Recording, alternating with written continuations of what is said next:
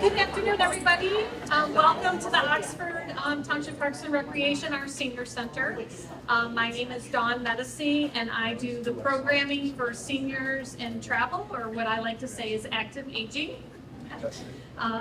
And today, just a couple of things. Sorry, our Wi-Fi has been down all week. They came this morning to fix it, and they left maybe about 12:30, so we've been scrambling to try to get everything back up and with the new codes and everything, so apologies for the delay. Restrooms are down this hallway. Women's and then men's is the second door on your left. There's coffee and hot water, help yourself. And today we have Bruce, Kopytek, and he was with us, I believe, last year, and came and did a presentation on Hudson's, which was really a great presentation. Oxford Community Television was here and did tape that, so if you go to Oxford Community Television's website or search YouTube and Oxford Community Television YouTube and type in Bruce's name or Hudson's, you'll be able to find that, and you can watch that presentation at home if you'd like. This is also being recorded and will also be available on YouTube and through OCTV. But I'd like to welcome Bruce, and Carol, his wife, is here as well. So welcome, and we'll get started with the DNC Lake Club. Hello, everybody. Everybody can hear me well like this? Without a mic? That's good. I'm very happy to be here, and I'm very glad that you've decided to come out on what looks like a really crummy day and come and hear a little bit about what I have to talk about today. I am by trade an architect, and my 45-year career in that came to an end on November 7th when I got fired from my last job, and rather than take that as a bad thing, I decided to just concentrate on the book business I started, because as early as I could read, and my mother had me reading when I was like 4 or 5 years old. She was a little driven, and I loved books. And I would get kicked out of the Detroit Public Library, Walt Whitman branch, because I'd go and look at books, and they say, no, you have to go to the children's section. And I'd have to take my bike back home or walk back home, and she'd have to come with me so that I could check out books that were interesting to me. So based on that, I think I'm a lot happier coming and meeting with you on a day like that. And so let's get started a little bit. I started writing professionally in 2010. We had a pretty bad recession in 2008 through I didn't go back to work until 2013, actually. I lost my job at the end of 2009. But I was asked to write a book about a Michigan department store. And I said, how? And they wanted Jacobson's. And I said, how on earth could I write 40,000 words about that? Well, I couldn't keep it under 40,000 words as it ended. And my most recent effort, the Hudson's book, is 250,000 words, 548 pages, and 7 pounds. So, if I get interested in something, I start to really live the topic. And in my mind, in my very sort of creative but strange mind, that I see things and I research and I write, and I can't really stop because it all sounds so interesting to me. And my books have been pretty successful, so I think that's what a lot of people like, to be able to hear and see something without having to do all the ridiculous research, running all over the state or wherever it might be to visit archives and things like that. It's much easier now because of the internet. And what I have to talk about today are the great overnight steamships of the Great Lakes that we had. And my book isn't ready. It's scheduled to be out before Christmas this year, but a couple of times people have asked me for a new topic, so I come here and I talk about what I've got done, at least up to this point. And when I've done this, people have been very, very interested, because I don't think it's an issue that a lot of people really know about. We're blessed to have this lady that actually rode on one of these ships, if her memory is correct. And I've met a few others, and a lot of times people are unwilling to talk about it too much. But really, the era that I'm covering in my book is from 1902 to about 1950 and a little beyond, because 1950 was the year that the Detroit and Cleveland Navigation Company went out of business. And a few ships, like some Canada Steamship Lines ships, stayed on the lakes a little longer, as did the Georgian Bay Line. If anybody ever remembers, had heard the name SS North American or South American, They were cruise ships that could take you all over the Great Lakes. But that came to an end in 1967 too. So really, it's very hard to find people who are living that were a part of this memory. And it's a little difficult from that end. But I have so many great resources, I think it's going to be fabulous. Now, the main topic here is really what was considered the finest, the biggest, and the best ship line on the Great Lakes, and it was called the Detroit and Cleveland Navigation Company, or D&C line for short. And you might ask, really, who cares about this at all? But as you know, Detroit history is very popular now. There's a little bit of a resurgence in Detroit. People go down there more often. And things have changed so much over so many years. You often wonder, like, what was this like before? What was it? Anything associated with these ships, for the most part, and I'll give you some examples where you can actually go and see the history, but it's gone. Our waterfront was demolished for a civic center plan that never really came together, never really happened very much. There are a lot of buildings, some of these have even been torn down by now. And all the things that were down there, I used to go to the J.L. Hudson fireworks on 4th of July, and my dad would park our car, between Jefferson and Belle Isle, we'd walk. And that way it was easier to get out and get to our home. But we'd walk among all these old buildings. There was a Grand Trunk train station down there where there were steaming train cars getting ready to go on an overnight trip or something like that. And so I have these vast memories of this area, but it doesn't exist anymore. So I think it's good, though, to know what it was in the past. Where the main docks for this company were on the Detroit River at the foot of 3rd or Wayne Street at the time, there's a giant concrete pyramid that's modern sculpture. It has nothing to do with the history that's there. It's just called like the meeting place or something. I'm not quite sure if it even has a name or what you would care what the name was, in my opinion. But there was a very, very bustling wharf, a garden, all these different things there that if you were to take a trip to Europe, you'd go see stuff like this. But we just got rid of it. And you can kind of sense my opinion on some of the way things have developed. But so Detroit at one time was a very cultured, very prosperous, and very much forward-looking city. If anybody sees my Hudson's lecture, you know that I talk about, they call Detroit the Paris of North America. At one time, that's what it was known as. And I can prove that actually Paris is the Detroit of Europe, because everything that made us look like Paris was done before Paris ever looked like Paris does now. So it's pretty fascinating. But it was a major city. It was the 5th largest city in the United States. Industry was enormous. So you had railroad car building, railroad wheel building, stove making, if anybody remembers the big stove on Woodward Avenue, because we had a lot of stove factories, and at the time that was the way you heated your house or cooked. You had to have a cast iron stove, and those were mostly made in Detroit. And even the stove companies in Detroit had a branch in Guelph, Canada, I believe. But we had all this stuff going on and all the prosperity from that, which for so many years, you can't say Detroit was a prosperous city. It had to go bankrupt and everything. But at one time, this was just the center of it all. Other cities were industrial. Some were like Hartford, Connecticut is associated with the insurance industry and different things like that. Omaha was the stockyards and that. For us, it was this manufacturing. And it wasn't just cars, because cars didn't come along until a little bit later. But there was a lot of wealth, prosperity that drove art and culture in the city. So our symphony orchestra at that time was considered one of the finest in the world. Composers that you'd hear on WQRS now came here to conduct our symphony and do their works in some of the more early 20th century ones and whatnot. And there's just a lot of stuff that happened. It's good to know a little bit. And transportation options was one of them. So we have that big, beautiful train station that is going to be saved, right? Thank goodness, because it's a major work of architecture, in my opinion, and a valuable one.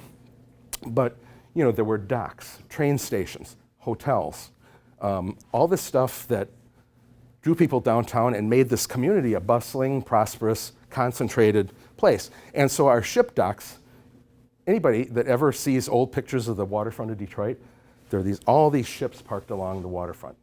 And a lot more than you'd ever see today. So some of those things I'm talking about, like the old J.L. Hudson store, was certainly an attraction of Detroit.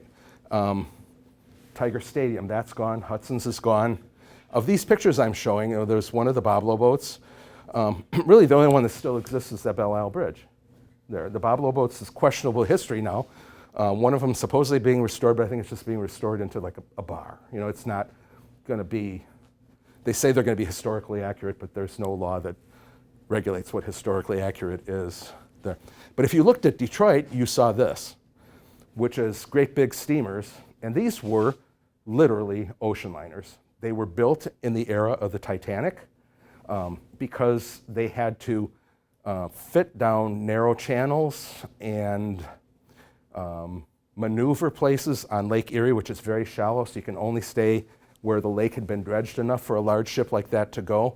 They could never be as big as a great ocean liner on the ocean.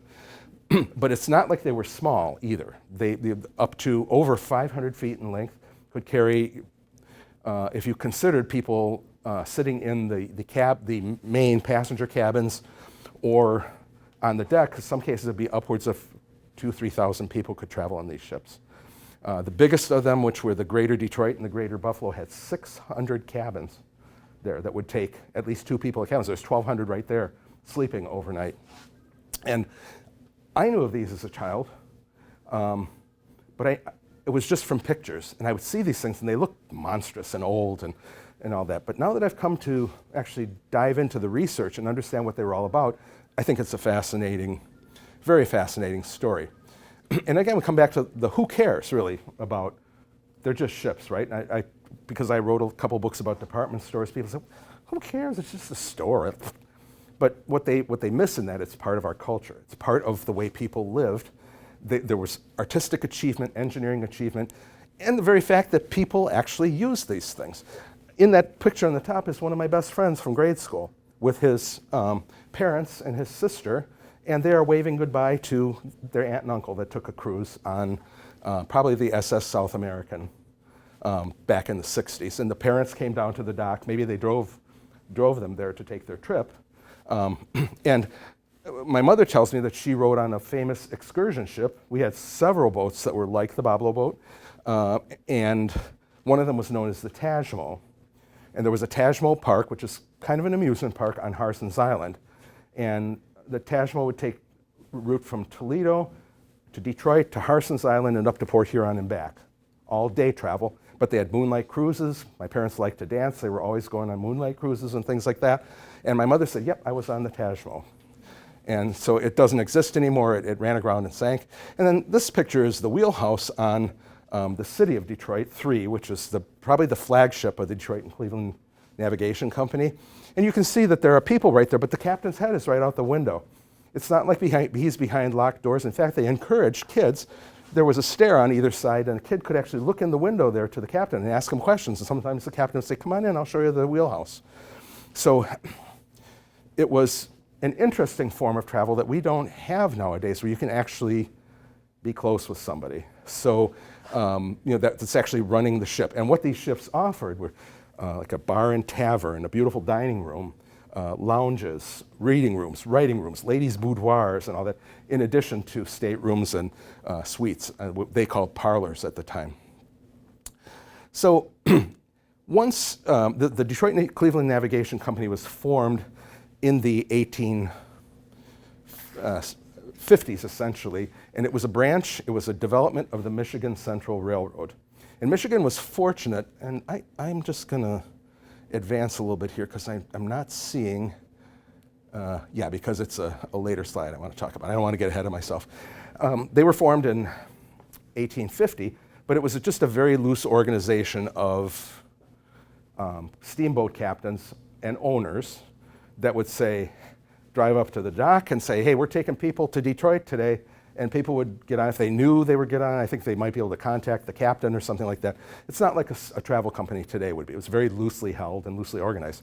And sadly, quite dangerous because there were shipwrecks. And my book and my talk isn't about shipwrecks, because the ships of the Detroit and Cleveland Navigation Company, once they were designed by the genius naval architect from our area, they never had a loss of life. They never had a sinking. They never had a fire. There was an unfortunate accident after the company was bought by somebody who wanted to shut it down, and I think standards dropped, and there was a collision between two ships, and 4 people were thrown into the water during the collision and were lost. But over a period from 1868 all the way to 1949, there was never a passenger's loss of life due to an accident on these ships, because they were a very, very honorable company. They became the best of the best by having actual standards and insisting upon things like fire detection systems, double bottoms, et cetera, on their ships. And I'll talk a little bit more about one aspect. You can't really necessarily, a sharp eye could see it in some of these pictures, but these ships were all side wheel paddle wheelers. So the hull was narrow, and to accommodate the side wheels on the side here, but the superstructure above extended out over the hull. So they were quite wide. If you look at them from the top, they look like a fat teardrop.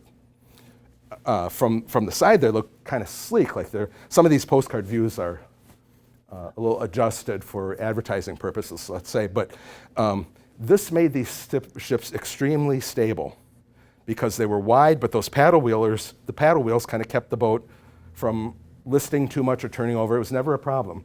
I recently went to a lecture, and I've known this all my life. If anybody's ever heard of the Eastland disaster in Chicago, in 1915, a ship, which was a propeller ship that had a very narrow hull, but then the superstructure came right up like that because it didn't have paddle wheels, turned over in the Chicago River. And 860-some people died in that accident, but the ship was known for a long time as being top-heavy, and they were trying things like taking off lifeboats and whatever they could to reduce the weight of the ship above the water, but it still was very, very unstable. And they loaded the ship up, and it went like this, and then it righted itself. And after everybody inside was, the furniture was going this way, that way, and it just turned right over in the water, and people were trapped inside. So 860 people drowned. That was something that the designer of the ships we're talking about today and the ship line itself would never accept. They did not want something like that to happen. And they took action to be able to do it. So, and every time you hear of a disaster, there's good reason. The space shuttle disaster, it all came down to the O-ring. And people figured that out, that there were problems. The problems weren't addressed. Thank God that this company had that kind of attention to its goals in terms of treating passengers as the best that they possibly could, having the best equipment and all that. They didn't have to go through a disaster like that, nor did we. And they were very famous for that reason. So what really drove all this travel on the Great Lakes, of course, in the early days, it was Native Americans in canoes, right? And then the French voyageurs came. There was Father Marquette, and there was Louis Joliet and La Salle and Lafayette that came. But basically, they were also traveling on canoes as well. They built some ships, but often they would sink. They had sailing ships that they could use. One was the Griffon, which was the famous one that La Salle had. But by the time he got it up toward a little past Mackinac, it sank, so they were done with that. It took them to Wisconsin, but on the trip back with furs, because the fur trade was really important, it sunk. It was never heard from again, and every now and then people think they found the wreck of the Griffin, but not necessarily. But what really drove it was the early immigration. After the United States was formed as a country, people in England primarily, Scotland, Wales, Ireland mostly, and France, because there's a great French history here, they wanted to come to the United States and see what they could find in terms of riches, promise, prosperity. So there was a route for immigrants that would come from Europe. A large amount of them would go to New York City. Others would go to Halifax or Montreal, and there were ocean liner lines that were able to take people to those places from the British Isles or France. However, when they got here, the travel system was not at all developed.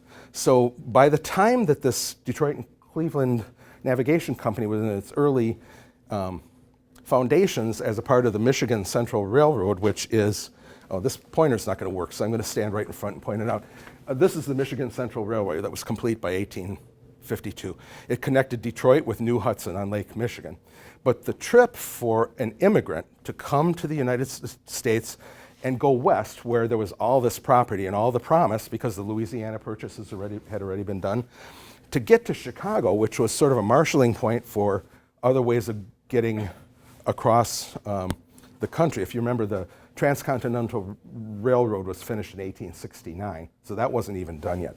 But they had to get to Chicago, or maybe in a lesser case, St. Louis. And the trip from New York City west to Chicago was a 3-week adventure, because you'd have to take a steamboat up the Hudson River to Albany. Albany and Buffalo were connected by the Erie Canal. So then you'd go on a canal boat that was more than likely hauled by a horse. So you can imagine how long that would take. When you got to Buffalo, there was the opportunity to get a ship for Cleveland. And you'd switch to another ship line, because the steamships of the day, which were all wood, could not make a long journey from Buffalo to Detroit without stopping. They couldn't make the whole journey anyway. So you had to do 2 shorter journeys, from Buffalo to Cleveland, then Cleveland to Detroit. From Detroit, you could get on the Michigan Central Railroad and get as far as New Hudson.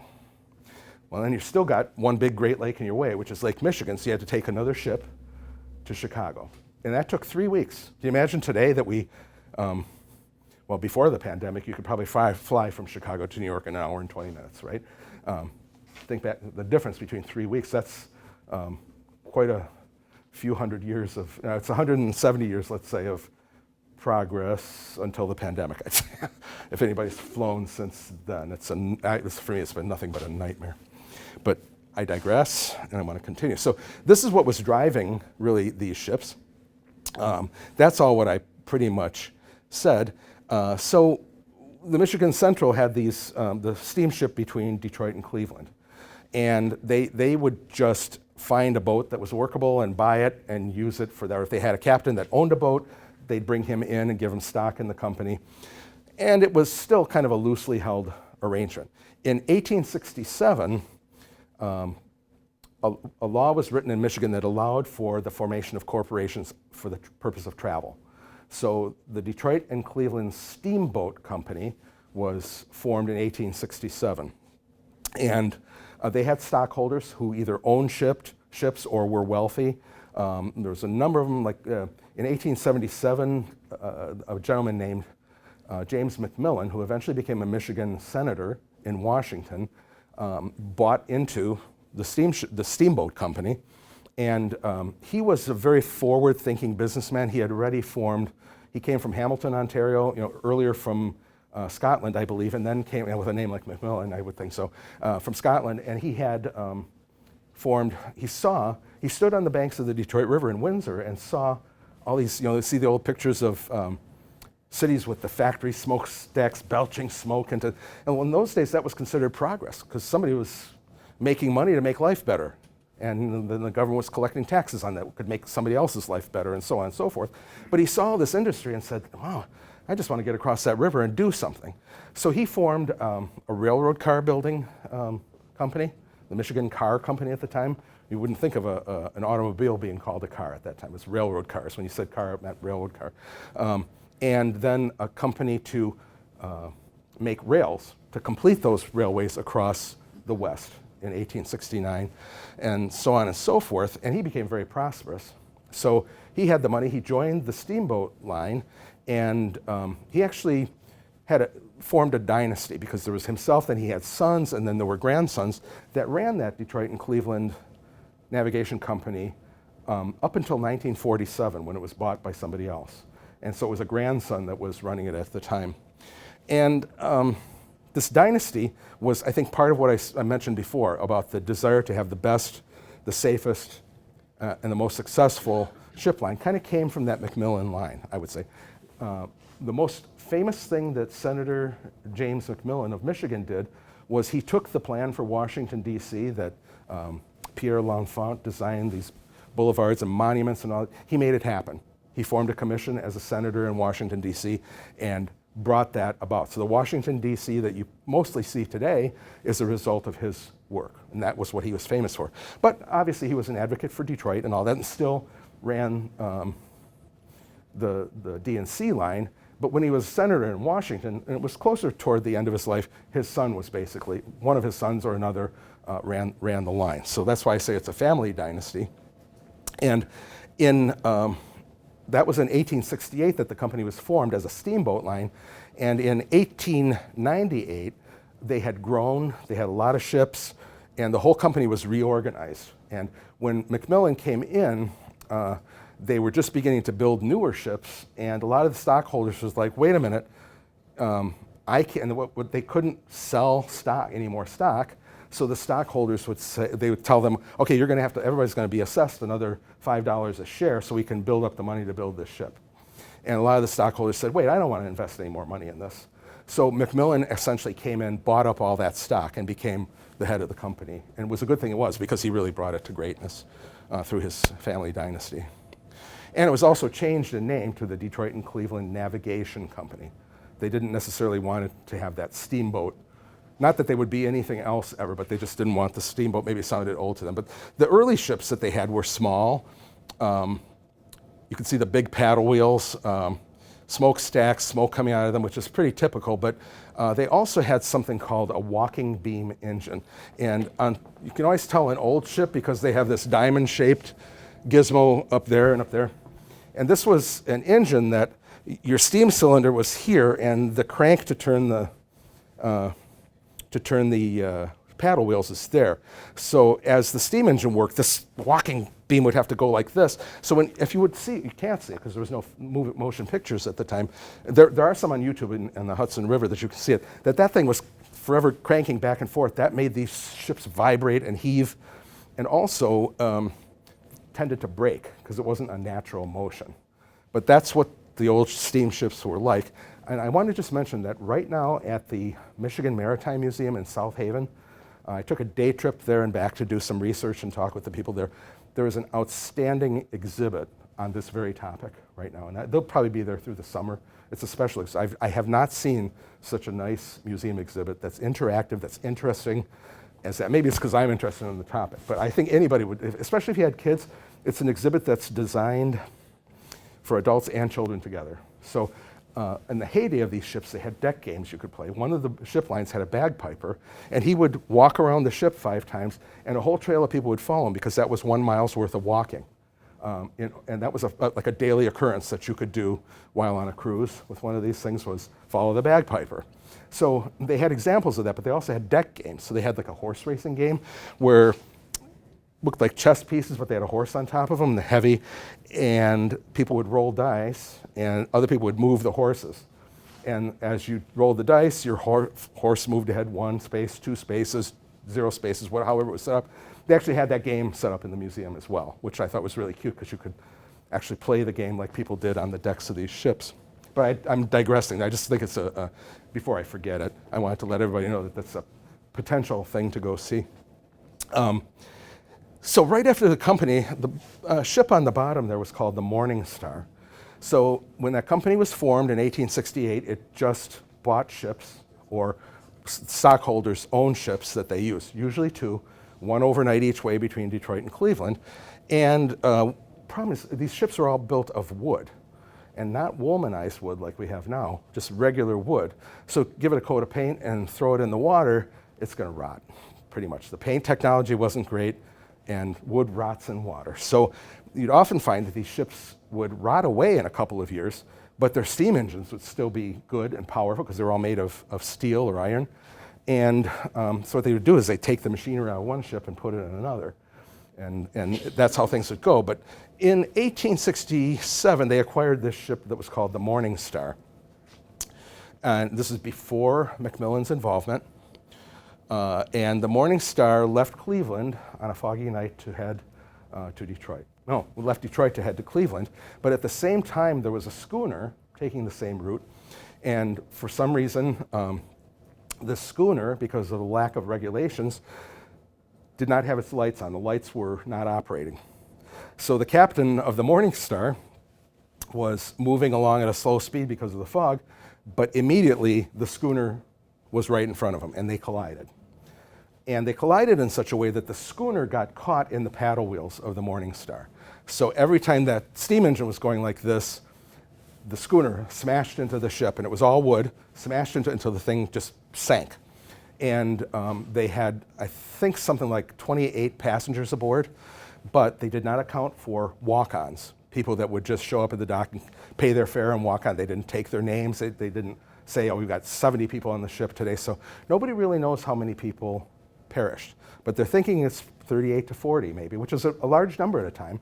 And it was a real tragedy that some of the people, some of the deckhands worked to get people onto lifeboats. The captain himself tried to save people, and they were picked up the next morning on Lake Erie because nobody knew what happened, even because they didn't have radio at the time. So it was pretty unfortunate what happened. But I think that event scared the Detroit and Cleveland Navigation Company to take that policy of utmost safety, utmost quality, et cetera, et cetera. And that was the only time they ever had the loss of a ship on the Great Lakes. After that, they eventually purchased a pretty well-respected ship called the R.N. Rice. And just as James McMillan came on board, that ship burned at the dock in Detroit. There was very few people on it. It was getting ready to take passengers, but it didn't have any passengers on it. The crew got off. There wasn't a single loss of life, but the ship burned. And they thought that, well, we can raise the hull and we'll just rebuild the superstructure on top of it and we'll still use the ship. But when they put it in the dry dock, the hull was completely rotted out. It wasn't even safe anymore. And because it was wood, there wasn't a lot they could do. So I talked about James McMillan, and his accommodation, but there's this other gentleman called Frank Kirby. And he was the naval architect that really created all this. There is no biography of Frank Kirby that's ever been written. His story is fascinating. He was an absolute genius when it came to ship design, and probably why there isn't a biography of anything. He was apparently a very shy man, that he was so interested in the workings of ships that he didn't have time to talk a lot with people or things like that. But he was born in Cleveland, raised in Saginaw, went to New York, to Cooper Union to study marine design, and eventually proved himself quite a genius in New York. He took all his free time was spent on the docks seeing if he could go and see a ship. And one of the people that he was associated with knew the owner of the Hudson River Day Line, and they gave him a pass so he could get on their boats anytime he wanted. They were just day boats like the Boblo boat was. And he would go down and look at the engines and see how people worked and everything. But he took all this in his head because he became the premier designer of freshwater ships. His fame went as far as Russia, where I uncovered a story where the Tsar of Russia actually really double-crossed it, had him come to Russia with ship plans for icebreaker ships on Lake Baikal in Russia. And eventually there was also a British or Scottish boat builder that was lurking in the background. And when he got there, they just locked him, almost jailed him in a hotel room and threatened him and took his drawings. And then the company in England eventually built the boats. And he got not a penny of compensation out of it. And the newspaper at the same time said, how could somebody who proves a genius in so many other ways have been duped in this way? But he's probably trusting, right? Sometimes people that are a little bit more shy don't get out in the world and see how nasty it can be at times. But he was more or less duped. He said that he was lucky to get out of Russia at the time, and that the minute he was on the train or the boat or whatever, he said, normally shy person, I raised my hands, jumped for joy that I was freed of that. So pretty interesting. But the ships that he built were these that never sank. And as you're going to see, working in concert with a famous Detroit interior designer at the time, made them really something special. There's the old dock at the foot of Wayne Street. Nothing exists. And you could see that little pavilion-like structure. That's the Wayne Hotel beyond. The tower above that is the old New York Central Depot before the one that we know on Michigan Avenue was built. But that was a pavilion that was sort of an event space. You could have an outdoor dance or whatever in there. But on the second floor was the right level for the ships to come in, that people could go right in without having to climb a gangplank. So that became the DNC terminal in Detroit. The building beyond is their freight terminal, so it was close to their existing facilities. And where I showed that picture of all those boats parked, that was centered right on this location. And they had a very famous garden, and there was actually hot springs. So there was a hot spring next door, and it was planned always to build another hotel that was like a spa hotel in Detroit. It's kind of hard to believe that people go to little hot springs in Arkansas or Baden-Baden in Germany, that we had the same thing here in Detroit at one time. The other location that's significant is the Detroit Dry Dock Company, which was at the foot of Orleans, east of downtown Detroit, not quite to Belle Isle. And this company was slowly built up. Eventually, Frank Kirby's father got on the board of directors and bought out the company. So Frank Kirby was for a while, and his brother was also involved. The brother ran the factories, and Frank was the designer for that company. Eventually left to just be a consultant to the Detroit and Cleveland Navigation Company and to the Dry Dock Company to build these boats. And he built many, many ships all around the country. He did. He was the architect for much of what was called the Hudson River Day Line between Albany and Albany and New York, and they were built on that water because you couldn't really connect very well, because none of the ships that he built would fit in the locks of the day. They were pretty much confined to Lake Erie, Lake Huron, and Lake Michigan. Later, when they expanded the Sioux Canal, some of them were able to kind of squeeze through, but it wasn't very regularly that they did that. That site still exists. Some of the buildings of it still exist. They've been converted into a recreation center, and the whole area is a state park now. And the actual dry dock slip where these ships were, they were fitted out at that location, still exists there. You can see it. Not in this form, but the actual inlet is there.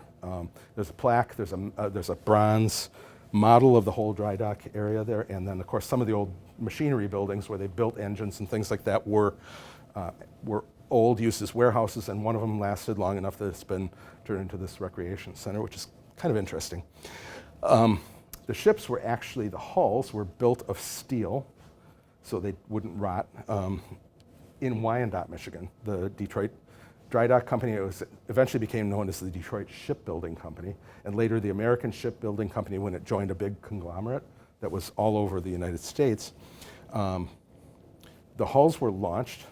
You know, the lady would stand there and swing the bottle of champagne into the ship, and I christen thee, the city of Detroit 3. All that happened, but in Wyandotte. Then they would tow the hull up to the foot of Orleans Street, where they would put this, they had an engine shop, so they would put the steam engine in, and they had carpentry and fitting shops and all that sort of thing, where they would do all the interior installations. And then Detroit suppliers, all the different industries in Detroit would supply furniture, carpets, linens, chandeliers, etc., all to the specifications that were written by Frank Kirby or his interior designer.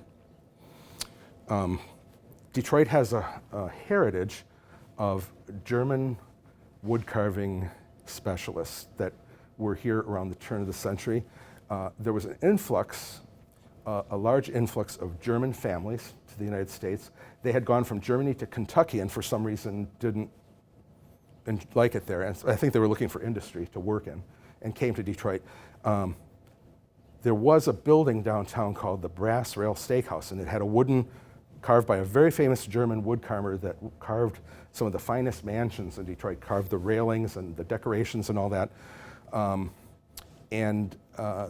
Above the door of the brass rail, there was two men with top hats carving a turkey that was carved by, I don't remember the man's name, but a very famous wood carver. When that closed and they were going to tear the building down, somebody bought the wood carving. It's over the front entrance of Cruse and Muir's on Main Street in Rochester. And except they made one change, that they have a silver fish there that they're carving instead of a turkey, because it's a fish-based restaurant, right? But you can see, I find just utterly fascinating how you can go and see little bits of this and that there that are part of a bigger history if you know what you're looking for. So I said that innovation was really a big deal for that company and for Frank Kirby. So there were early ships. The city of Cleveland, that was built in 1886, was the first iron-hulled ship on the Great Lakes. And they also built a city of Detroit too. Interesting thing you'll notice with these names, I said city of Cleveland first. They didn't put Roman numerals after the names of the ships.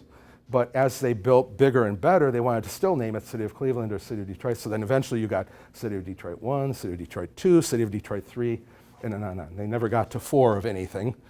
One of the great innovations that I don't believe Frank Kirby invented it, but he was the first to put it on a ship, was called the feathering paddle wheel.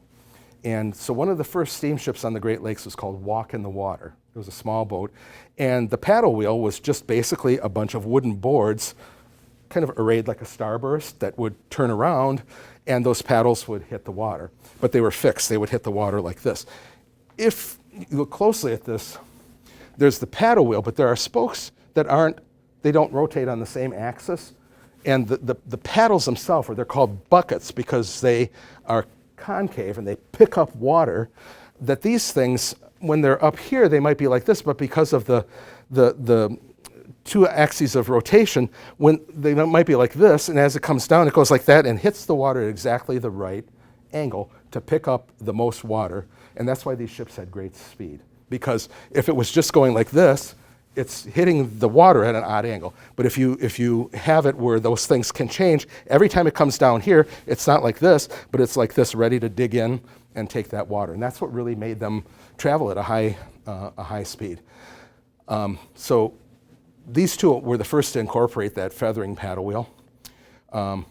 Really, the era of these luxury liners that I talk with began in 1902 when the Detroit and Cleveland Navigation Company was worried that somebody would come along and build a ship well enough to take people straight to Buffalo without an overnight stop, 2 overnight trips to get to Buffalo, because you'd go overnight from Detroit to Cleveland, then overnight again, Cleveland to Buffalo. And they started to worry because there was rumblings that this businessman is thinking of doing this and that. And a lot of people said, it's impossible. You can't build a ship that big or powerful to get all the way from Detroit to Buffalo in one night. So what they did was, along with the Cleveland and Buffalo Transit Company, which was very, very close to they were competitors in a way, but not really. They kind of fed each other, but they had a very close association. They're family members on both boards of directors and whatnot. The two got together and formed a whole new ship company called the Detroit and Buffalo Steamboat Company to build 2 very fast, luxurious, and very largest at the time, ships that could do the Detroit to Buffalo run. Eventually that just got wound up. The Detroit and Cleveland Navigation Company just bought it outright, and they worked it into their own operation. But the first 2 of these ships were called the Eastern States and the Western States. They used a whole different and new kind of steam engine that, rather than having that walking beam on top, the whole steam engine was low in the hull of the ship, and it was angled like this, that it could, almost like a locomotive, it could turn that wheel like this, because the motion of the cylinder would be going this way at an angle, and this is the crankshaft, and it would turn that. So it was smoother. It didn't make that ship go like this when that whole thing was going like that. It just was in the bottom going like this. Anybody ever was on the Boblo boat? My dad was a Navy man, loved ships. His favorite thing to do, even to the end of his life, was to go out and watch freighters on the St. Clair River or in Detroit. That was a part of our excursion to Boblo. It was always going down to see the engine room. And because that was a propeller-driven ship, their steam engine was a little bit different. The cylinders were here, but it did that churning motion on the crankshaft because the crankshaft was lengthwise to the propeller ship. But this was ideally suited to turn those paddle wheels. So you had better propulsion, better stability, and all that. So that's why Frank Kirby, even though he did design propeller ships like the Boblo boats, he preferred this incline steam with paddle wheels for stability on these long lake trips. And he was right about that, essentially. But these ships were 365 feet in length, 233 staterooms and parlors. So a stateroom was essentially something like a bedroom you'd get on a train with 2 bunk beds. If you're lucky, you had a windows, because some were inside, like they are on some cruise ships nowadays. But they could take another 1,500 passengers on the decks. So they also did, sometimes they were fast enough, they'd do their run, but do a short excursion, matinee excursion onto Lake St. Clair or something like that, where they just loaded up with people, and they had the run of the decks in that case. Also, this operation was only summers. They would start, the DNC season would start in March or April, and it would end by November. Once the ice came on the lakes, they didn't go. There's a competing line in Chicago called the Goodrich Company. They operated year-round, but they lost about 3 ships a year when they were, wood hulls. They had old ships, so wood hulls crash into ice, get stuck, capsize, and I would question why anybody would really go on those ships. It was very popular, unfortunately. I guess people were willing to take a risk. And the other accommodations that we had was called a parlor, which would be like a suite in a hotel. And with those, you got your own bathroom, rather than the bathroom being down the hall, and that sort of thing. But 233 staterooms and parlors. These went into service in 1902, and that Detroit to Buffalo run became the most popular one, even more popular than the Detroit to Cleveland. Because look at all the time it saved, right? You could go overnight and you'd be done. If you took a train, it had to go all the way down to Toledo, all the way around Lake Erie, even though some trains could cut across Canada to get to Buffalo. But still, at that point in time, they were very popular. And as soon as they had those built, they started talking about new ships for the Cleveland run, if those were on the Detroit run. So the first one that they built was called the City of Cleveland, but actually it was the third of their ships to carry the name City of Cleveland. So it eventually became known as City of Cleveland III. It was the largest passenger vessel on fresh water anywhere. And it was over 400 feet long. It had 322 staterooms, and it was really an innovation. The Detroit News, Free Press, Detroit Times of that era are just full of pages and pages of diagrams and pictures and people extolling how outrageously beautiful and how large this ship was, unlike anything anybody had ever seen. That is the main salon inside the ship. So very ornate. And if you could just think about, if you're not out on the deck, you're inside this beautiful lounge area with balconies up, and they're all gilt with gold. Carvings, famous painters did ceiling murals, and the design was really quite magnificent for the day. There was all this hype in the spring of 1907 about this ship coming online that people wouldn't just be able to imagine it once this thing came into operation. 1907, the ship was at that Detroit dry dock facility at the foot of Orleans Street, and it burned.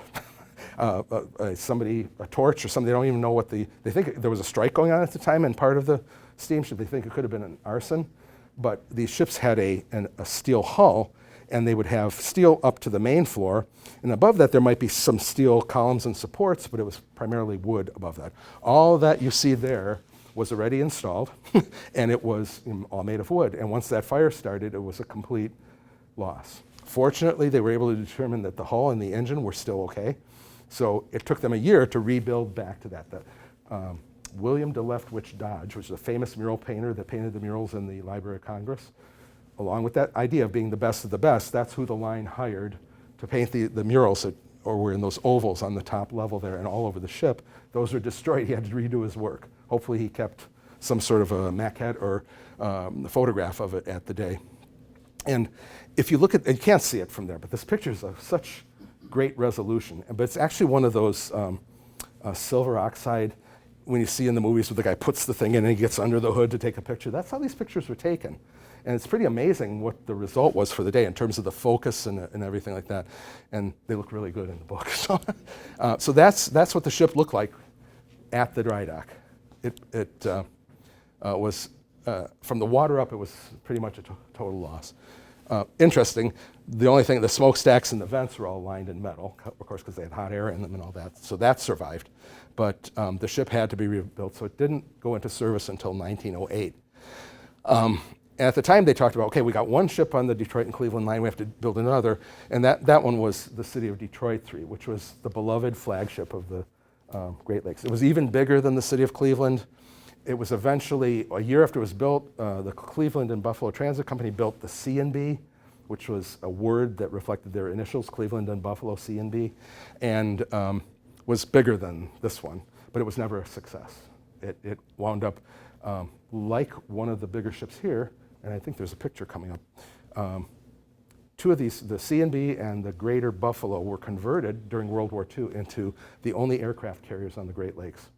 And technically they weren't aircraft carriers because they were not designed to store aircraft, but they were training ships, so that pilots that were going to fly in Europe or in Asia could learn how to take off and land on an aircraft carrier. So they literally destroyed two of these for the war effort. George Herbert Walker Bush was one of the pilots.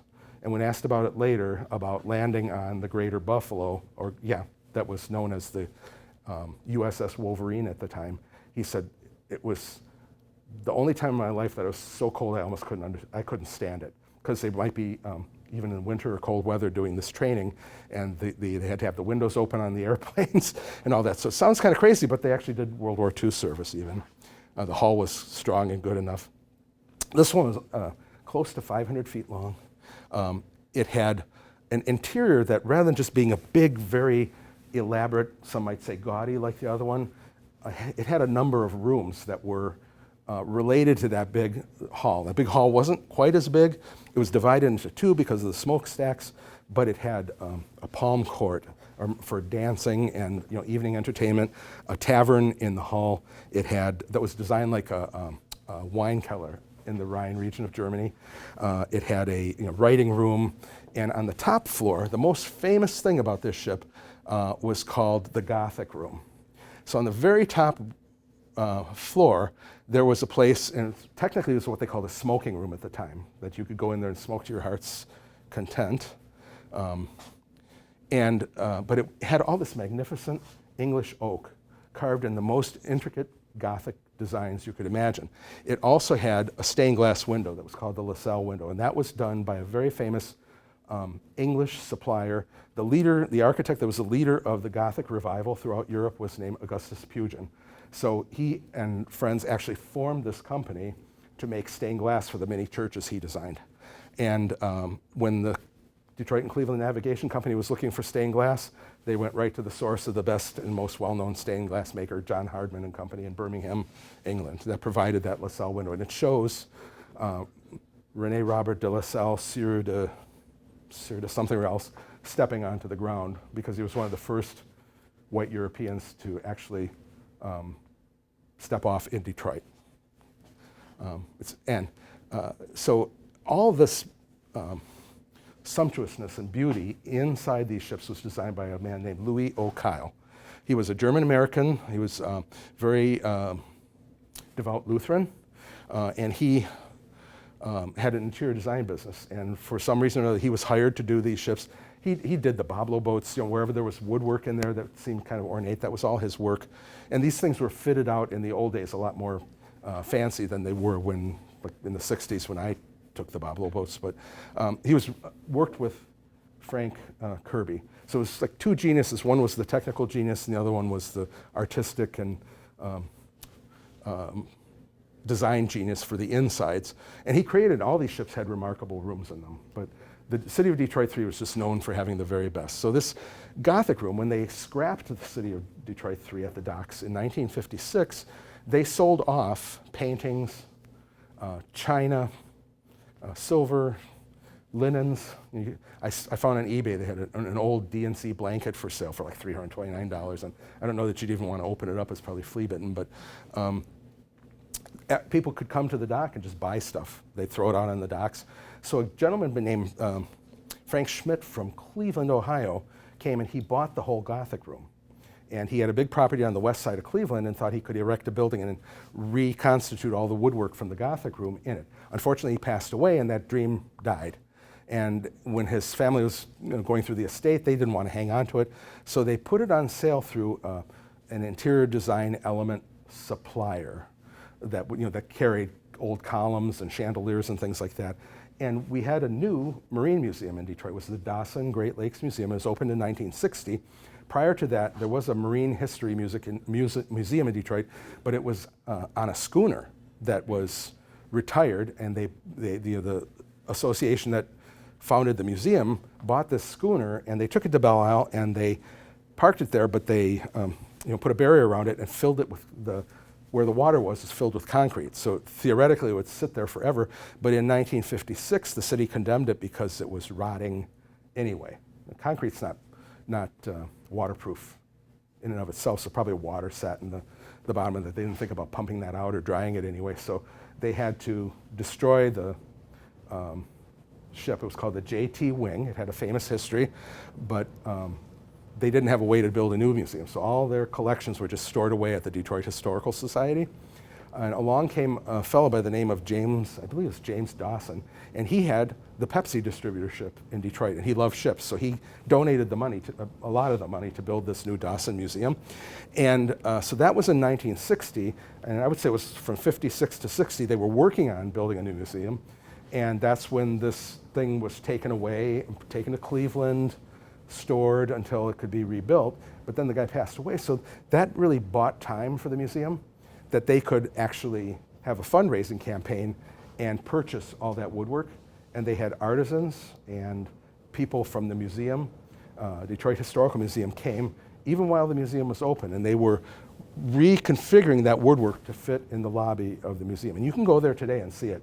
And it's a little bit of a mind, I don't know if has anybody ever been there, seen that? Yeah, it's pretty amazing, right, isn't it? It's really nice that it serves as the lobby. So you walk into that, into such a grand space. But again, that's a bit of this history that still remains. In 1923, because that Buffalo line was so popular, they built the two largest ships they ever built, the Greater Detroit and the Greater Buffalo, which I briefly mentioned. This image on the right shows the tallest building in Buffalo, which is called the Electric Tower, our first national bank building, which still exists in Detroit, very tall, and building in Cleveland as well, and shows the height of those, the length of those ships as opposed to the height of the tallest buildings of the day. They were well over 500 feet in length. They were giant. But they were designed by Frank Kirby. By this time, the Wyandotte shipyard had closed, so the hulls were built in Lorain, Ohio, where there was still a big shipyard as part of that American shipbuilding company. They were towed to Detroit, where they were fitted out.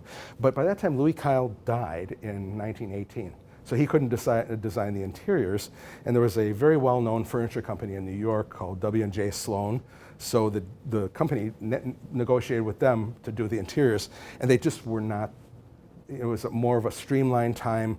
They were still classical in nature, kind of traditional looking, but very, very plain by comparison. Still very beautiful, very comfortable, but they never gained the fame that the city of Detroit did. Even though they were bigger, and the company sometimes referred to them as flagships, they just weren't compared to the city of Detroit 3. Still popular. They made a lot of money for the company. But at the end, you had the car coming online. These companies were trying to adapt themselves more to the cruise business rather than transportation, because now you could drive to Cleveland if you had a car, or you could take a fast train. They had streamlined, very quick trains by that time. Freight, took freight on these boats, so they used the freight hold to do to bring your auto along. So you could take a boat overnight to Buffalo, but then drive through upper New York, then and have that as your vacation. So they were trying ways of making things work. During World War II, it was popular. Nobody wanted to go to Europe and take a vacation, so they were able to market and, market, yes. What's getting like that now? Was that what made you laugh? No.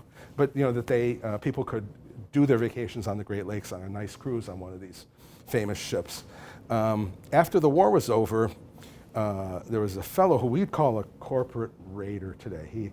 He actually spent time in jail. He owned a bank in Hamtramck that he embezzled money from. But whatever happened, I don't understand this guy's history, and I kind of wish I could talk to some relatives.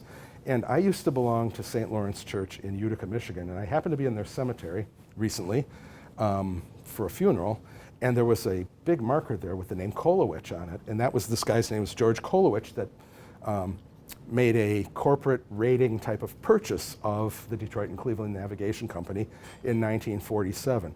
His idea was to turn that into a trucking company.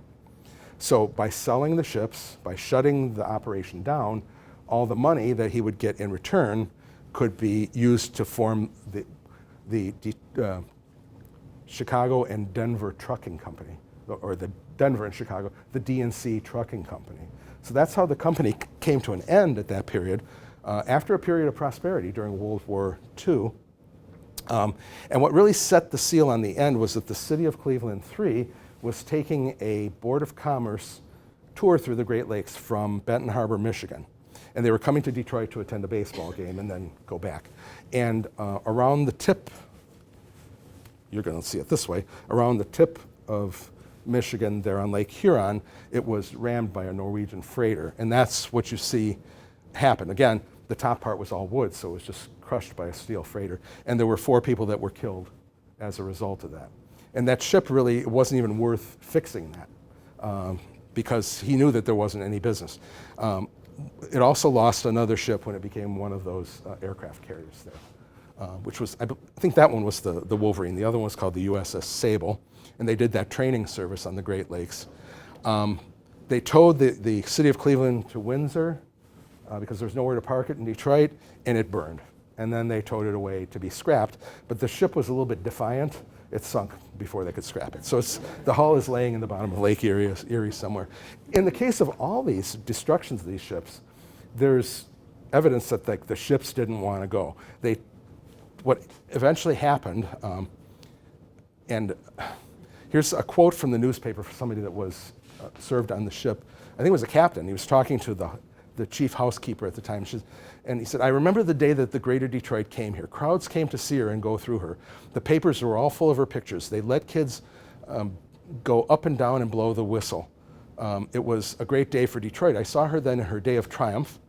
I felt I had to come down to see her today, hauled off by the tail like a dead cat. They put a rope on her and on the Greater Detroit. The City of Detroit 3 had already been scrapped at the dock. The company that bought them said, oh, that was too expensive. We're going to do something else. So they towed the two ships that were remaining here in Detroit by tug out into Lake St. Clair and set them on fire. And this was in December of 1956. It was billed as an event, and they said, people come down to the shoreline in Grosse Pointe and watch as we light these boats up, and they had fireworks on them that would then blow up, and it was going to be like a spectacle to watch the death of these boats. I was born in 1958, so thankfully I didn't see this. By this time, Frank Kirby, Louis Kyle, the McMillans were dead. So, the ones that had built these boats, so they didn't have to witness this. In addition, what an environmental disaster that was. You'll see a lot of pictures of these ships with belching black smoke out of them. After the war, they were refitted with oil-burning engines, so they didn't have that kind of pollution.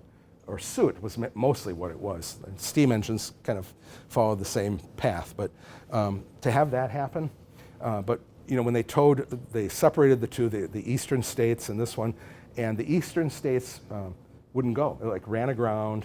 Then when they got it somewhere downriver where they were going to tow it to Hamilton, Ontario to be scrapped, they had it anchored to a dock. It broke off and floated down the river. They had to send tugs to go and bring it back and things like this, which, in my way of thinking, and I guess who I am, I see things like buildings and ships, they have a personality of their own in a way. Obviously, I'm not stupid. I know that they're not a living being, but because they have living people in them, they attain a history, they attain parts of people's life like I talked at the beginning, and to see it come to an end like this, I think is a little tragic. We really don't, aside from that Gothic room and a few other things, this ship, when it burned, it was anchored, and they couldn't get it unanchored, so they just chopped off the anchor. And several years ago, somebody brought that anchor up, and it's mounted downriver at the port of Detroit. So you can see that.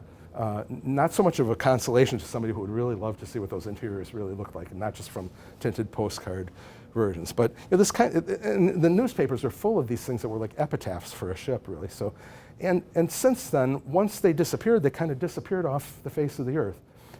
Only if you go to the Dawson Great Lakes Museum is there, because they have models of them and things like that. And that's something that I did often, because my dad was a Navy man. So I had a real interest, and I was wonder why there were no books really about this whole thing and about the personalities involved. So that's why I chose to write it. But and I should have it. I say summer. I might get the book done in the summer, but it will definitely be on the market by fall, or at the very. It's a very slippery business to get a book written, produced, published. So I'm hoping I can have it done before Christmas, because I know the best sales are going to be at Christmas time. And essentially that's everything. I'll ask for some questions, but I do want to do a little bit of shameless promotion here. I also I've had the book about the J.L. Hudson Company, which is another thing that was very near and dear to people. It's been really a runaway bestseller. Probably next week I'm going to commission a third printing. I've sold over 2,500 copies. The best compliment I get from people, and I would invite everyone, just come, if you're not interested in buying, just come up and take a look, because people say, I turn the pages of that book. Does anybody here have it already? You've been? Yeah. They say to me, and I don't know if you feel the same way, I open the pages and all my memories start flowing back. So it's like my memorial, or my epitaph, to the J.L. Hudson Company, being a long-time Detroit resident, even though I live in Rochester Hills now. And I also have the other 2 early books that I wrote about Jacobson's and Crowley's, which were written for a history publisher. But I learned the history business and I became a self-publisher because I didn't want to be limited by their small format anyway. So are there any questions that I can answer for people? Yes, ma'am. Can you tell us about cruise ships that are currently on the Great Lakes? Yes, so the question is, can I say anything about the cruise ships on the Great Lakes? First thing I'll say is that was one of the reasons why I realized I need to get this book done, because Great Lakes cruising right now through Viking, American Cruise Lines, and there's another one, is getting very popular. I think the summer before last, we went, because our daughter was going to be giving ballet master classes in Madison, Wisconsin. We took the Lake Express across to Milwaukee on our trip there, and right at the waterfront in Milwaukee were 2 cruise ships parked there. I'm thinking, well, this is really happening. It's getting more and more popular, and my ultimate goal, the number one thing, is I wouldn't mind being a lecturer on those cruise ships, actually. I've taken a couple of Viking cruises in Europe, and they were really superb, so I would like to associate myself with them if I can. And I can talk on a lot of topics other than just the books I've written, so I'd be happy to do that. But it's popular. They seem quite expensive to me. I was looking back at, even though I'm essentially unemployed at this point, I'm itching to take a trip, and we had taken 2 Viking river cruises and a different cruise in the Mediterranean. So I said, I wonder if there's any chance of getting something really cheap so we could just get away and I wouldn't have to feel like I'm dipping into retirement for it. Not so much.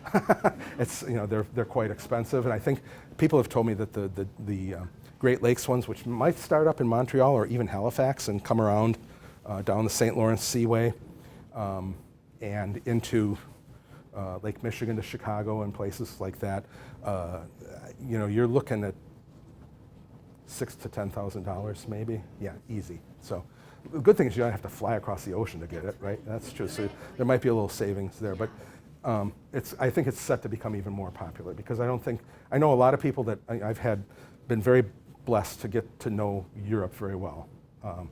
And because I love urban design and history and architecture and all that, it's an ideal place for me to get knowledgeable. Carol seems to like the jewelry they have there, so and they have magpies there that like jewelry, so I call Carol sometimes my own personal magpie because she likes shiny things. That's basically the case. But anyway, and yeah. But there's obviously a lot more than that. So but I think there's a lot of people trying. I wouldn't go crossing borders in this day and age. I wouldn't be caught in a country where this could happen or that could happen and all that, which is understandable, I think. So to take a nice cruise and see the Great Lakes from a different perspective, I think it's going to grow for sure. Anybody else? Yes, ma'am. Are you at all familiar with a ship called the Aquarama? Yes, I have home movies myself on the Aquarama and my little baby blue pedal pushers and all that. No, that was a ship. I think it was like a troop ship or something like that was converted into a very modern. I think it was 1957 maybe, and I believe we went in 1961 or 62. I was essentially a toddler, but I remember it very well.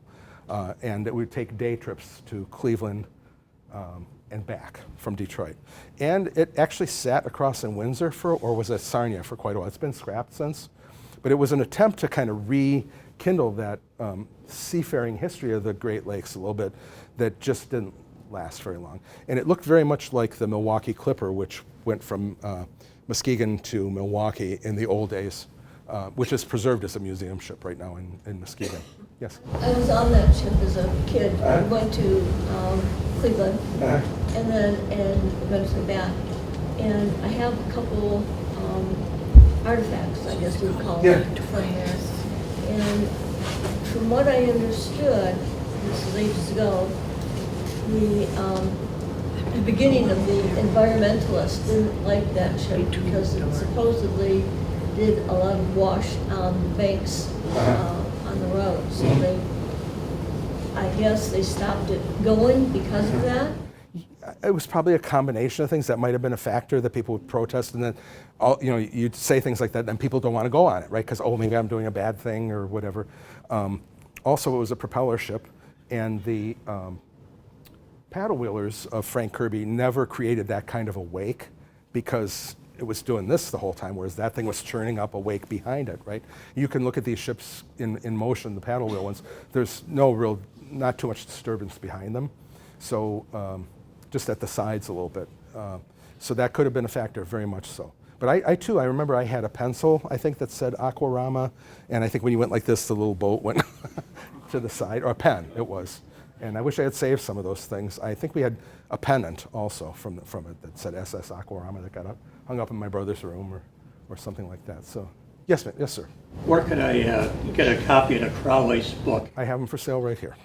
Yeah, I will sign any of my books, autograph them, and I'm hoping that we can take credit cards this time. It looks like it's working. I've been having a lot of trouble. So, anybody else? Oh, yes, ma'am. You know, I just keep thinking about seasickness. Must be a lot of it, don't you think? You know, I've never heard that. I've read a lot of books. In the course of my research on Hudson's, one of the nieces of the Hudson Webbers or something married a guy named John Maxtone Graham, and he was English, but he was a writer of books about ocean liners. And if you sit and watch the TV in my living room, I got John Maxtone Graham right on the bookshelf next to, I've always loved his books from way back. He used to talk about ocean liners having, once you got on, there was always the faint smell of vomit, was what he said about it. I've never heard anybody say anything about these Great Lakes. Great Lakes? Yeah.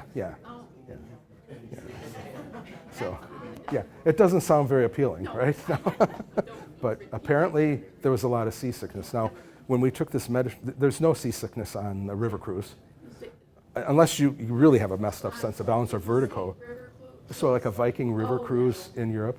But we were on a cruise ship one time, and there was a fair amount of people wearing a little patch there that means that, and I'm lucky, I never get sick like that. As a kid, I used to go to every carnival and get on the wildest ride, and to this day, it's very hard for me to get sick in that way, so if I ever do. Yes, ma'am. The ships that they converted so planes could land on them, were they still steamships? Yes, they were. How did they reconfigure where the steam came out? So what they did was they did a diverted vent. So if you had your landing deck here, and normally those smokestacks would come right out of the middle, they took the exhaust, and I think they only needed, because they weren't going to go fast, they weren't going to be as heavy with all the people on it and everything, that they were able to get away with less, maybe one smokestack. And if you see a typical aircraft carrier, all the tower and the wheelhouse and everything are all on the side, that they were able to divert that vent up to the side like that and then build the wheelhouse around it and all that. So it was there was no hope of those things ever going back to that type of passenger service after that, because those are pretty radical. And the steam engine itself was in the hull. So the deck was built up over the main deck layer of the old ship. And that's pretty well documented online with pictures of them being converted and the work being done on them, and drawings and things like that through the Navy. Actually has a archive, and those are all shown in there. Anyone else? Well, I want to thank everybody for coming. I hope you enjoyed it. And thank you. Thank you very much. I'll say one other thing, that I do have some bookmarks here for the steamship book, and it's got my website on it where you could always contact me. And if you want to if you're interested in the book, you could order it online and when it's available. So, and I can't give, and I don't give a due date because you just never know when they're going to come in. So I'm hoping for at least by Christmas time. I also want to mention that the Hudson's book might make a nice Mother's Day gift for somebody. If that's okay. All right, well, thank you, everybody, and thank you, Bruce and Carol, for coming out today.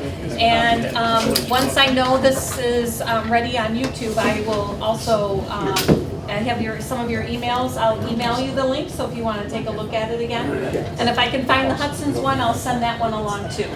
But just real quick, next week on Tuesday, May the 14th, or Tuesday, May the 14th. Wait, I don't know where we're at this month.